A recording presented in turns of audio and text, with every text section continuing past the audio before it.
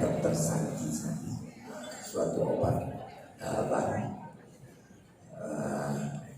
co-formulation ide aspar yang tentunya teman sejawat dan kita semua sangat mengharapkan bahwa pasien-pasien yang kita rawat selama ini yang kadar gula darahnya sangat sulit mencapai target yang kita harapkan, bagaimana kita memberikan obat ini, atau pada pasien-pasien yang belum pernah kita berikan insulin, bagaimana kita berikan. Maka pada pagi hari ini kita akan mencoba mendengarkan Dr. Hendra Zufri SPPD KMB akan membawakan tentang bagaimana kita memulai dan bagaimana kita men-switch obat ke co-formulation terapi. Silakan Dr. Hendra, waktunya. Terima kasih Profesor Darmawan, Dr. Krisna, orang tua saya. Bismillahirrahmanirrahim. Assalamualaikum warahmatullahi wabarakatuh. Yang saya hormati para guru besar, para teman sejawat, para guru saya, karena saya dulu SP1-nya juga dari FKUSU. Siang ini atau pagi ini saya akan melanjutkan kuliah dari Dr. Santi tentang bagaimana memulai dan men-switching insulin terapi sebelumnya dengan co-formulation IDEC Aspar. Terima kasih juga kepada PT Novo Nordisk Indonesia yang telah membawa saya hadir pada pertemuan yang sangat baik ini. Tentu ini kita sering lihat adalah perjalanan alamiah dari diabetes tipe 2 yang ternyata ditandai seiring dengan meningkatnya waktu. Itu kadar insulin di dalam darah dan fungsi dari sel beta menurun secara perlahan-lahan. Dengan adanya glucotoxicity dan lipotoxicity, tentu kondisi ini jadi bertambah parah. Ini beberapa modalitas terapi insulin, baik human regular insulin, kemudian rapid insulin analog, kemudian NPH insulin, kemudian premix insulin analog, dan yang terakhir adalah long acting atau ultra long acting. Kenapa ini terjadi perkembangan begitu pesat? Karena memang insulin adalah modalitas terbaik dalam menurunkan HbA1c. Ini satu siklus barrier dan yang kita akan dapat pada pasien-pasien yang menggunakan insulin. Yang pertama, adanya terapeutik inersia yang didapat pada pasien-pasien DN baik tipe 2 maupun tipe 1, adanya side effect, kemudian adanya ketakutan injeksi, kemudian adanya paradigma negatif di penggunaan insulin, kemudian adanya beberapa faktor lain. Tetapi barrier-barrier ini tentu dilakukan inovasi. Inovasinya dan bisa dengan adanya perubahan terapi, perubahan device, dan juga adanya dukungan psikologis. Hari ini kita akan berbicara fokus pada inovasi modalitas terapi berupa co-formulation. Ini 3 langkah penggunaan insulin. Kita tahu dimulai biasanya dengan inisiasi. Inisiasi biasa dimulai dengan basal insulin, bisa juga dengan premix insulin, baik 1 kali atau 2 kali. Kemudian kita melakukan titrasi. Biasanya kita gunakan titrasi basal insulin berdasarkan kadar fasting plasma glukos. Kemudian yang ketiga, yang paling penting saya pikir adalah melakukan intensifikasi. Intensifikasi bisa basal plus atau basal bolus, dan yang terbaru ada basal plus GLP-1 reseptor agonis. Kemudian dan yang terbaru ada co-formulation insulin. Ini nanti yang kita akan bahas melanjuti kuliah Dr. Santi tadi yang sangat baik menjelaskan tentang co-formulation. Ini opsi dari intensifikasi insulin terapi. Kita lihat ada, kalau kita pilih dengan basal insulin, tentu bisa dipilih dengan basal bolus, kemudian bisa juga diintensifikasi dengan premix, baik premix 1 kali, baik premix 2 kali, dan kadang-kadang kita juga melakukan pemberian premix hingga 3 kali. Ini yang menjadi salah satu barrier kalau kita melakukan intensifikasi insulin. Tentu juga menjadi tantangan inovasi, baik inovasi dalam insulin. Kita ingat dulu pada saat premix mulai diluncurkan. Kenapa premix diluncurkan? Karena memang adanya inovasi untuk memperbaiki compliance dengan memperbaiki kenyamanan dan kepatuhan pasien. Ada 2 premix insulin. Yang pertama premix analog, artinya kombinasi insulin analog dengan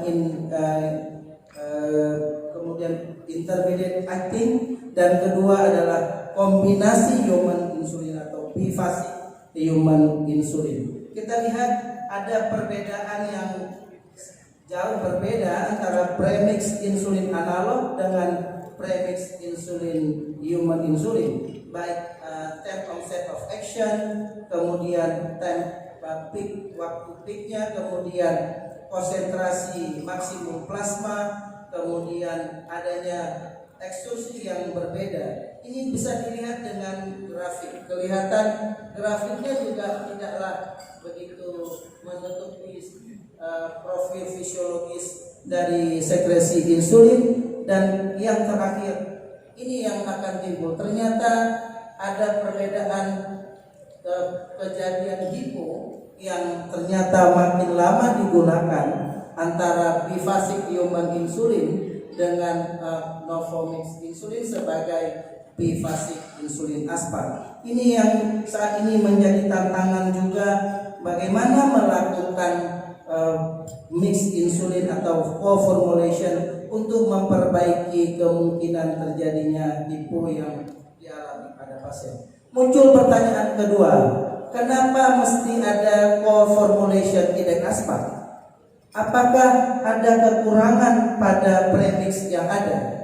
Kita tahu ada 3 jenis premix formulation. Yang pertama biphasic human insulin, yang kedua biphasic insulin aspart, dan yang ketiga insulin lisprodil. Saya cari-cari ternyata ada 4 keterbatasan dari premix yang ada saat ini. Yang pertama, kita butuh resuspensi atau diaduk dulu sebelum digunakan. Kemudian masih digunakan protein kombinasi pada komponen indeterminate insulin acting yang digabung dengan short acting. Inilah yang menimbulkan shoulder effect 1 jam setelah suntikan, karena setelah insulin aspart bekerja 1 jam kemudian indeterminate insulin acting bekerja, dan ini tentu akan menimbulkan tumpang tindih yang disebut dengan shoulder effect yang menimbulkan resiko hipo postprandial yang lebih besar. Dan terakhir, ternyata punya variabilitas baik kedua jenis insulin yang di premix ke dalam satu tempat, baik durasi of action maupun peak of action. Ini saya buka kenapa digabung dengan zinc. Menarik, ternyata kalau kita lihat jurnal lama tahun 1980, ternyata sekresi insulin di sel beta ini setelah dikeluarkan dia ditangkap oleh zinc. Tujuannya adalah memperlama terdapat steady state di dalam darah. Kemudian dia dilepaskan perlahan-lahan. Model inilah yang kemudian ditiru oleh insulin degludec ke dalam beredar di dalam sirkulasi. Ternyata apabila insulin degludec dan insulin aspart itu dikombinasi dan kemudian dia berikatan dengan konsentrasi zinc yang rendah, dia menghasilkan satu co-formulation yang sangat baik, bekerja berbeda dengan sangat baik. IDEC aspart co-formulation itu komposisinya adalah 70% insulin degludec yang bekerja ultra long acting hingga 42 jam, kemudian 30% insulin aspart yang bekerja 4 sampai 6 jam. Ini yang menarik, dia beredar pada daerah subhutan dengan dua kondisi yang berbeda. Yang pertama aspart berbeda, kemudian degludec dengan komposisi juga yang berbeda. Kemudian diabsorpsi di kapiler juga dengan kondisi yang berbeda tanpa melakukan intervensi satu sama lain. Ini yang dibuktikan dengan kromatografi. Kita lihat kalau diberikan degludec sendiri dengan aspart sendiri, ternyata terjadi kondisi kromatografi yang berbeda. Ini juga terjadi baik pada pen maupun pada saat diberikan subkutan. Ini dinilai pada saat dilakukan co-formulation. Ini yang menyebabkan bahwa insulin idec aspart ternyata bukan saja sebagai insulin premix, tapi dia juga bisa bersifat insulin basal bolus. Jadi dia ada dua fungsinya. Yang pertama premix insulin, dan malah yang kedua bersifat basal plus. Jadi bukan basal bolus, tapi dia bisa bersifat sebagai basal plus. Saya akan buka beberapa hal yang kita harus perhatikan. Saya ambil dua kondisi. Yang pertama kondisi di Meksiko. Kenapa Meksiko? Karena Meksiko adalah negara pertama yang melons idec aspart. Dia sudah gunakan selama hampir 5 tahun. Dan sebagai pembanding populasi Asia, saya akan ambil pengalaman di Jepang bagaimana menggunakan co-formulation idec aspart. Ini inisiasinya.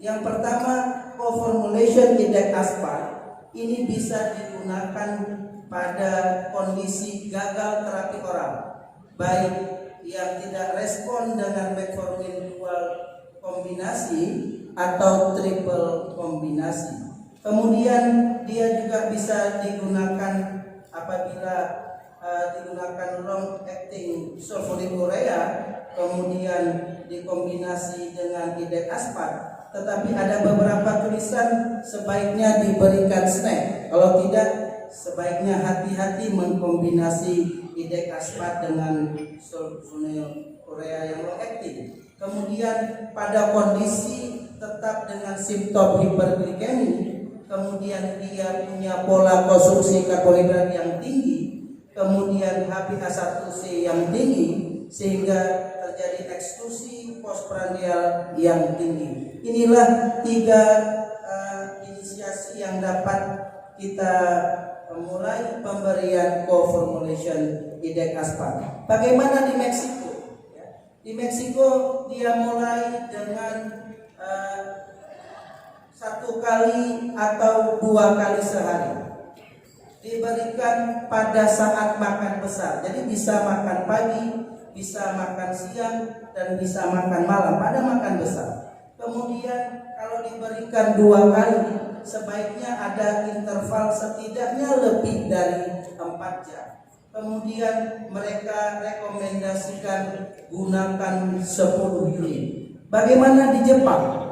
Pada label obat di Jepang, dia cantumkan dosis 4 sampai 20 unit inisiasi dos. Tapi mereka rekomendasikan pakai 10 unit. Dan mereka anjurkan tetap sebaiknya dilakukan monitoring gula darah yang cukup baik. Bagaimana switching? Kadang-kadang kita melakukan switching dari basal insulin menjadi formulation idec aspart. Di Meksiko mereka lakukan rasio 1:1 apabila total basal insulin sebelumnya 40 sampai 60. Sedangkan kalau hipoglikemi yang menjadi alasan switching, sebaiknya dilakukan pengurangan 10 sampai 20% dari dosis basal sebelumnya. Bagaimana di Jepang? Di Jepang mereka berikan rasio 1:1 dengan dosis basal sebelumnya. Dan di Jepang tetap diingatkan melakukan glikemi kontrol yang baik supaya hasilnya juga baik. Ini satu studi yang memberi gambaran bagaimana perbandingan switching sekali sehari co-formulation Degludec dengan insulin aspart yang dibandingkan dengan basal insulin. Apa yang terjadi? Kelihatan postprandial setelah makan malam ternyata lebih baik pada saat di switching menjadi IDEC aspart dibandingkan penggunaan basal bolus sebelumnya. Ini kelihatan jelas pada grafik ini. Ternyata postprandial hiperglikemi terutama yang didapat menjelang makan malam dan menjelang tidur ternyata lebih baik didapat pada yang menggunakan co-formulation IDEC aspart. Saya masih ingatkan, kadang-kadang kita sering dapat kekurangan premix saat ini adalah hiperglikemi sebelum makan malam, dan ternyata pada penggunaan co-formulation IDEC aspart kondisi ini jauh lebih baik. Sekarang bagaimana melakukan switching dari insulin premix baik di human maupun analog insulin? Kita bisa lihat grafik ini pada kondisi steady state. Ternyata kalau dibandingkan IDEC aspart yang 0,6 dengan I aspart yang 0,6 juga, kelihatan grafik IDEC aspartnya dia lebih landai. Kenapa lebih landai? Karena memang komposisi IDEC aspart adalah insulin Degludec yang bekerja 42 jam dan merupakan insulin ultra long acting. Ada dua indikasi yang bisa digunakan. Yang pertama, muncul hipoglikemi pada penggunaan premix. Yang kedua, kadang-kadang kita sulit memprediksi kerja insulin pada human atau analog premix saat ini. Bagaimana cara men-switching? Kalau di Meksiko dia gunakan unit to unit, artinya sama dosisnya. Sedangkan di Jepang dia ingatkan kalau hipoglikemi yang jadi alasan men-switching sebaiknya turunkan 10-20%. Sedangkan kalau memang hiperglikemi yang menjadi alasan switching, katanya dosis 1:1 tetap bisa digunakan. Ini satu studi yang memperlihatkan juga perbandingan antara IDEC aspart dengan bifasik aspart, bifasik 30, aspart 30, baik diberikan 2 kali satu hari pada orang tua.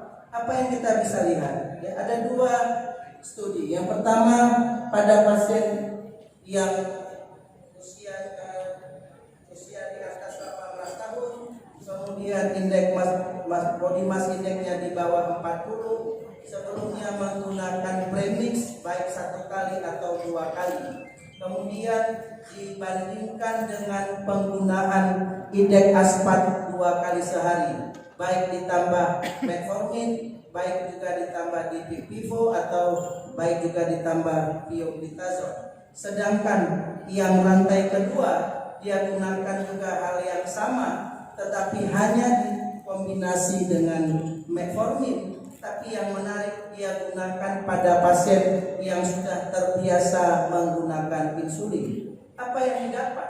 Ternyata A1C-nya ternyata lebih baik pada kelompok IDEC aspart. Kemudian fasting plasma glukos juga lebih baik pada kelompok IDEC aspart. Dan ternyata dosisnya ternyata lebih besar, tetapi sedikit lebih besar pada baseline di awal melakukan inisiasi, tapi pada akhir ternyata dosis yang digunakan jauh lebih kecil. Ini studi lain yang memperlihatkan komparasi dari insulin IDEC aspart dengan bifasik insulin aspart. kelihatan terjadi penurunan kondisi hipoglikemia yang sangat baik, terjadi nocturnal hipoglikemia yang menurun sangat baik. Oleh karena itu cukup beralasan apabila kita menggunakan premix dan hipoglikemia jadi problem, sebaiknya gunakan co-formulation IDEC Aspart. Bagaimana cara men-switching? Kalau di Jepang dia tidak jelaskan, tapi kalau di Meksiko dia lakukan konversi dose to dose, ya sama, tetapi dia bilang kalau kita berikan dosis besar, sebaiknya dosis basalnya dibagi dua dan diberikan 2 kali 1 hari. Sekarang bagaimana pada DM tipe 1? Saya cuma dapat pengalaman di Jepang. Dia mulai dengan dosis 0,2 sampai 0,4 unit per kilogram berat badan. Saya masih ingatkan ada honeymoon period pada DM tipe 1. Oleh karena itu mulai dengan dosis yang kecil supaya kemungkinan hipo tidak jadi lebih besar. Ini perbandingan antara penggunaan insulin degludec aspart formulation pada DM tipe 1. Ini yang digunakan 1 kali sehari, sangat baik.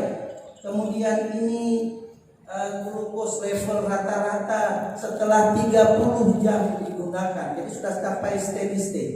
Dan yang terakhir ini kondisi kalau digunakan co-formulationnya 2 kali. Bagaimana titrasi? Titrasinya harus diingat karena komposisi co-formulation ini adalah degludec yang kerjanya 42 jam dengan steady state 86 hari, maka dosis titrasinya sebaiknya per minggu. Kalaulah dia di atas target fasting, karena fasting lah jadi patokan titrasi, maka sebaiknya ditambah 1 sampai 2 unit. Sedangkan kalau dia di bawah fasting plasma glucose target, sebaiknya dikurangi 1 sampai 2 target. Ini kondisi steady state. Tolong diperhatikan, kalau kita gunakan 20 unit insulin IDEC Aspart, ternyata 6 unit adalah Aspart langsung bekerja. Kemudian 14 unit adalah insulin degludec yang steady state-nya 6 hari. Kelihatan hari pertama dia baru bekerja 7 unit, hari kedua dia baru bekerja 10,5 unit, hari keempat itu sudah, hari ketiga itu sudah 12,5 unit, dan setelah hari keempat ternyata baru dia bekerja mendekati 14 unit. Ini alasan kenapa sebaiknya dilakukan titrasi 4 hari 1 minggu sekali. Ini perbandingan antara orang tua dengan orang muda. Kelihatan ada ya, undergrowth-nya juga tidak jauh berbeda. Ini jelas terlihat dengan gambar. Ternyata gambar pada orang tua penggunaan co-formulation IDEC Aspart dibandingkan dengan gambar pada usia yang lebih muda, ternyata tidak jauh berbeda area undergrowth-nya, sehingga tidaklah menjadi perhatian hipo kalau kita gunakan co-formulation IDEC Aspart pada usia tua. Tadi malam saya baca ada satu pasien di Jepang, dia gunakan pada usia 97 tahun dan ternyata hasilnya cukup aman. Kemudian ini rangkuman, saya rangkumkan ada 7 skenario bagaimana menggunakan co-formulation IDEC Aspart. Yang jadi perhatian adalah efikasi concern, yang kedua safety profile, yang ketiga convenience. Bagaimana yang pertama? Yang pertama pada pasien DM tipe 2. Kalau dia memang naif atau belum pernah menggunakan insulin, kemudian dia jelek dengan obat oral, dia ingin obat insulinnya aman, kemudian dia orang tua, kemudian dia ingin flexibility pemberian insulinnya bebas, maka mulai dengan idek aspat 1 kali sehari pada makan besar. Bagaimana pada orang yang sudah menggunakan basal insulin dengan dosis maksimal, tapi punya kondisi hipo, punya penambahan berat badan, kemudian tidak mau penambahan obat-obat lain, sebaiknya tukar dengan idek aspat sekali sehari. Bagaimana kalau dengan tipe 2 menggunakan premix 1 kali sehari atau basal plus? Yang jadi masalah fastingnya jelek, kemudian ada nocturnal hypo, kemudian dia tidak berkeinginan menambah suntikan insulin, sebaiknya lakukan switching dengan idek aspat 1 kali sehari. Bagaimana skenario 4? Dia diabetes tipe 2, pakai premix insulin 2 kali sehari, kontrol fastingnya masih jelek, kemudian dia punya hipo, kemudian dia tidak ingin penambahan dosis suntikan, penambahan jenis suntikan, sebaiknya mulai dengan idek aspat sekali sehari. Yang kelima, bagaimana pada kondisi DM tipe 2 yang sudah menggunakan basal bolus? Dia punya variabilitas yang jelek, punya nocturnal hypo, tidak suka dengan suntikan yang banyak, sebaiknya switching dengan idek aspat sekali sehari dengan penggunaan 2 kali aspat atau penggunaan idek aspat 2 kali. Bagaimana pada DM tipe 1? Kalau dia masih kasus baru, kemudian dia mau efektif regimen, kemudian dia tidak ingin hipo, terutama nocturnal hipo, sebaiknya inisiasi dengan idek aspat sekali sehari atau bisa dikombinasi dengan aspat 2 kali sehari. Dan yang terakhir, DM tipe 1, dia sebelumnya punya basal bolus terapi, kemudian tidak punya variabilitas yang baik, kemudian punya nocturnal hypo, kemudian dia tidak suka dengan suntikan yang banyak, sebaiknya switching menjadi idek aspat sekali sehari atau ditambah dengan 2 kali injeksi insulin aspat. Saya ingin ambil contoh satu kasus. Ini seorang wanita 69 tahun dengan diabetes tipe 2. Dia sudah menggunakan insulin Degludec 20 unit pagi, tapi kelihatan ada episode hipoglikemi dengan ada fluktuasi gula yang juga tidak stabil. Kira-kira kalau kita mau tukar menjadi idek aspat, kita berikannya berapa? Basal to co-formulation. Ternyata kalau diberikan idek aspat dengan dosis yang sama, ternyata episode hipoglikeminya menjadi berkurang. Ini kasus kedua. Pasien DM tipe 2, 52 tahun, sudah pakai glargin 34 unit. Ternyata ada variabilitas gula yang sangat jelek. Kemudian dia ingin switching dengan idek aspat, basal to co-formulation.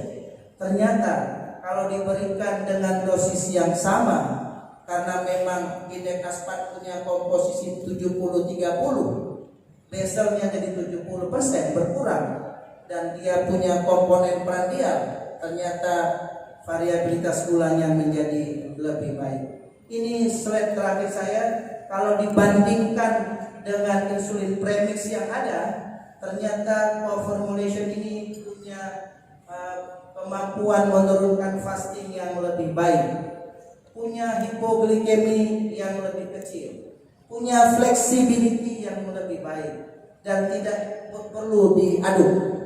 Kemudian kalau dibandingkan dengan basal bolus, dia punya jumlah suntikan yang lebih kecil, yang lebih sedikit. Dan kalau dibandingkan dibandingkan dengan bezel only, dia ternyata punya flexibility dalam penggunaan. Ini yang jadi konklusi slide saya. Saya undang ke Banda Aceh pada bulan April. Kami mau buat satu acara tentang steroid. Kita membahas dari pagi sampai sore, satu hari. Menyampaikan makalahnya dengan begitu jelas.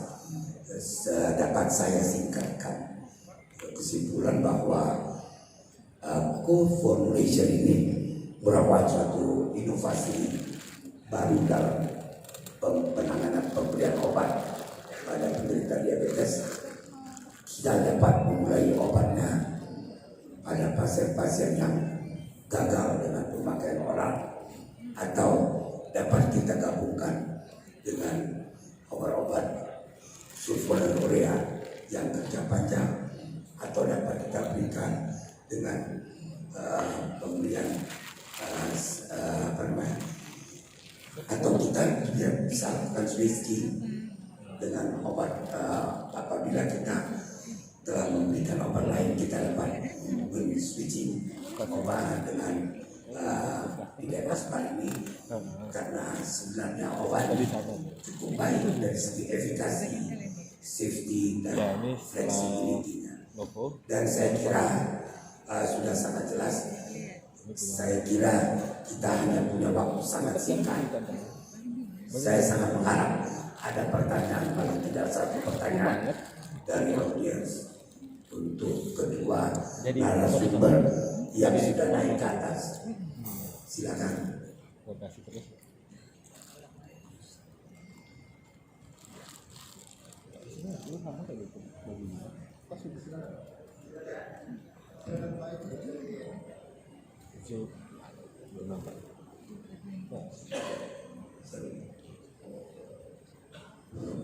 Ya.